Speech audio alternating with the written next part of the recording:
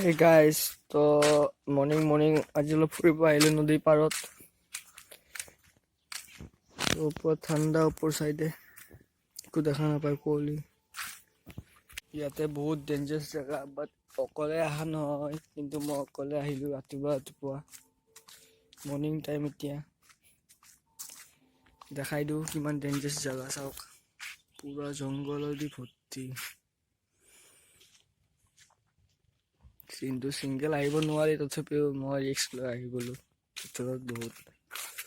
এতিয়া যাই আছো, এতিয়া নদীৰ পাৰ পালো, বেছি দূৰ নহয়।